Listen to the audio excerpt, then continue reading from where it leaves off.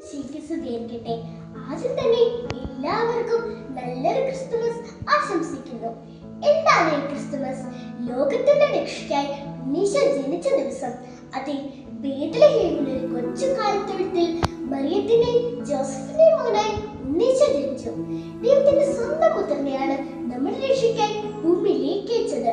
അതുകൊണ്ട് തന്നെ ആ പുണ്യദിനത്തിനെ ഓർമ്മയ്ക്കായി നാം ഓരോ ക്രിസ്മസും ആഘോഷിക്കുന്നത്. വർഷങ്ങൾക്ക് മുൻപ് മഞ്ഞു പെയ്ത ബേത്ലഹേമിലെ കുന്നൻ ചെരുവിൽ മാലാഖമാർ ഏറ്റുപാടി, അത്യുന്നതങ്ങളിൽ ദൈവത്തിന് മഹത്വം, ഭൂമിയിൽ സന്മനസ്സുള്ളവർക്ക് സമാധാനം. ദാവീദിന്റെ പട്ടണത്തിൽ നിങ്ങൾക്കായ രക്ഷകൻ കർത്താവായ ക്രിസ്തു ഇന്ന് ജനിച്ചിരിക്കുന്നു.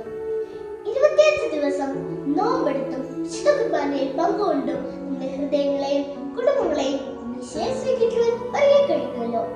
ആകാശത്തും വീടുകളിലും മിന്നിത്തിളങ്ങുന്ന നക്ഷത്രങ്ങളും സാന്റാക്ലോസിന്റെ വരവുമെല്ലാം നിശ്ചയപ്രവിയായി അനുസ്മരിക്കുന്നു.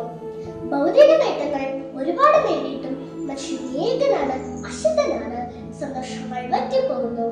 ജീവിതത്തിൽ നിരാശയോടെ കാണാതായി പരുതുമ്പോൾ ദൈവം കൂട്ടുന്നുണ്ടെന്ന് ഓർമ്മപ്പെടുത്താനാണ് നാം ഓരോ ക്രിസ്മസ് രാവും ആഘോഷിക്കുന്നത്. സന്തോഷങ്ങൾ നഷ്ടപ്പെടുമ്പോൾ ആത്മീയത വീണ്ടെടുക്കുവാൻ, ഉള്ളവൻ ഇല്ലാത്തവരുമായി പങ്കുവയ്ക്കുവാൻ, ദാരിദ്ര്യത്തിന്റെയും വിനയത്തിന്റെയും